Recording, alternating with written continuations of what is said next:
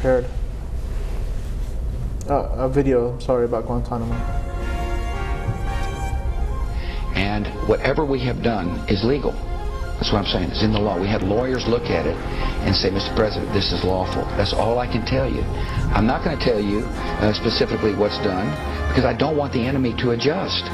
We're at war. This is people that want to come and kill your families. If that was legal and within the law, why couldn't you do it at Guantanamo? Why'd you have to go to a secret location around the world? I'm not going to talk about techniques.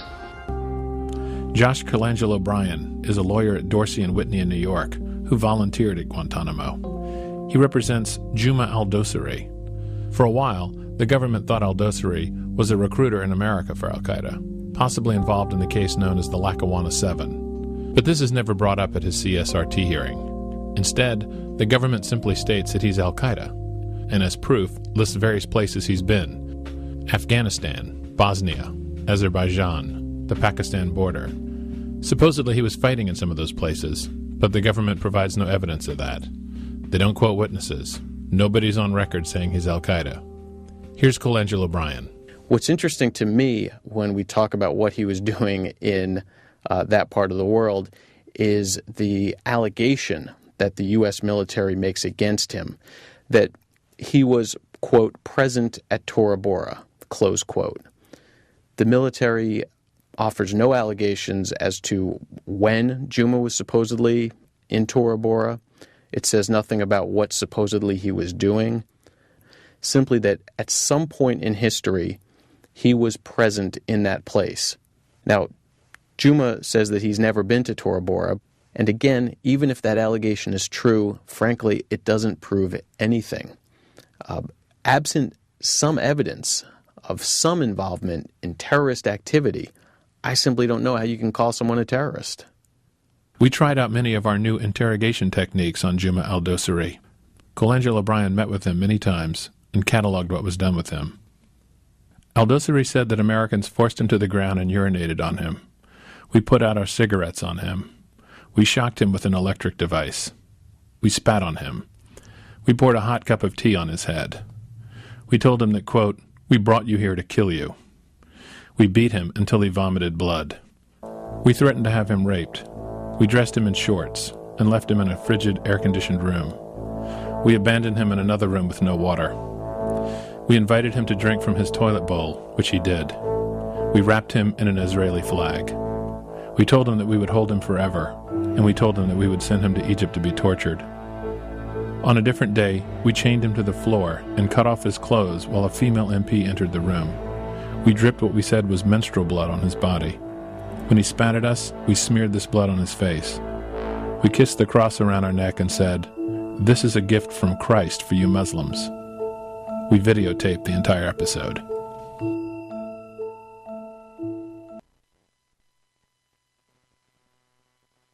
We're having some audio difficulties as far as listening to what's going on in the videos, but it was in the beginning it was talking about you saw the interview there with former President Bush, and he was saying that everything we're doing is legal. We have lawyers on our side who have looked at the laws, and we are not breaking any laws, and I don't want to disclose more than that because that will help the enemy adjust to what we're doing. Hitler and all those people said similar things to justify their crimes. If there was ever an American president that should be charged with war crimes, it's George Bush for what he did. He should be tried on war crimes in The Hague, just like all the other oppressive regime leaders have been tried in The Hague. George Bush should be there. What he did was horrible. No American president, no president that claims to uphold the Constitution should ever do something like this.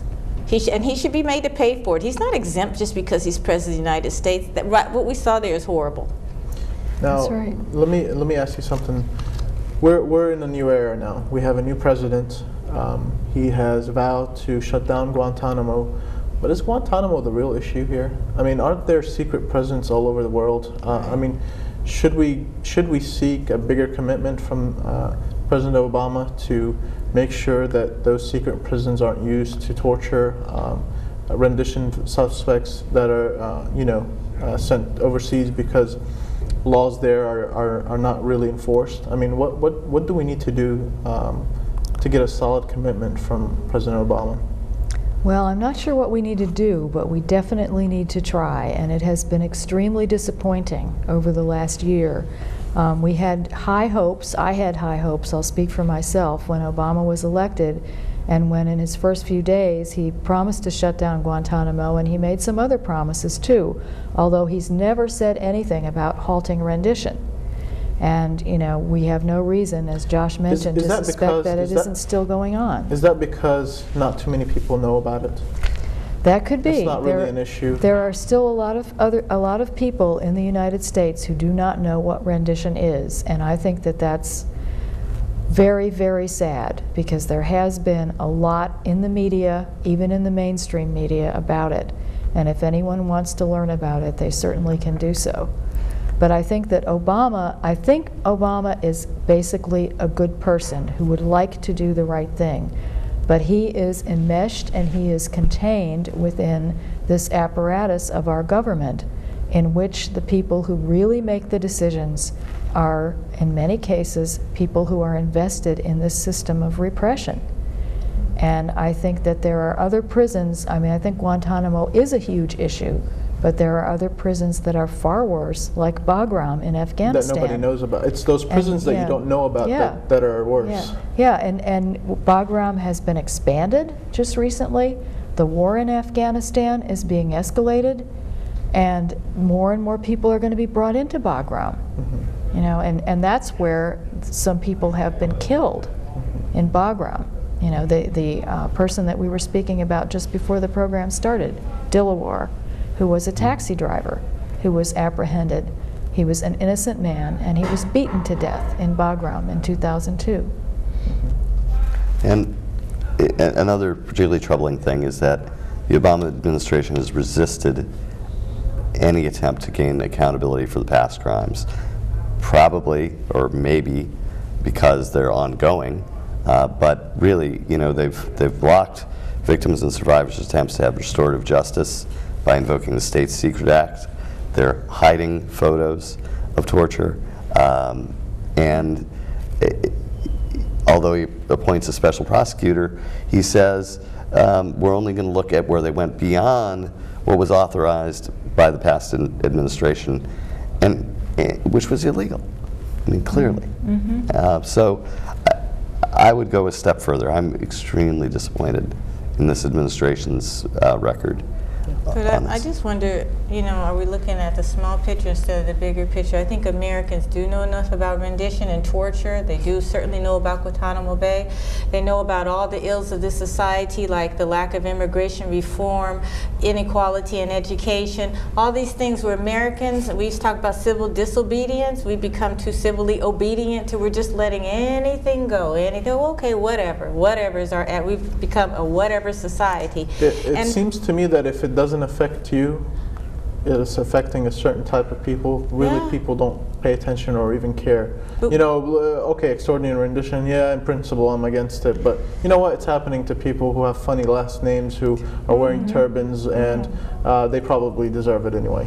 But see, it doesn't end there. But then it happens when soldiers are captured in other countries, and then they're going to be tortured, and they're going to be told by those foreign people who are torturing them, see what you did to our people? So it, you know, when one person does, it's going to be visited on someone else. The thing is, what about we? And the Constitution, I think, says we the people. We are the society. We shouldn't, you were asking, shouldn't we like appeal more to Obama? No, he works for us. We should demand, you're the president, you represent us. You must do something to change this. We put you into office for that reason. And if you can't commit to that change, then maybe we have to replace you with someone else. What happened to we the people? We are the society. We have to act as a whole. With that, I want to conclude this session of MAPAC Live. I want to thank all of my guests for coming on tonight. I hope we have you guys again to discuss these issues further. And I want to thank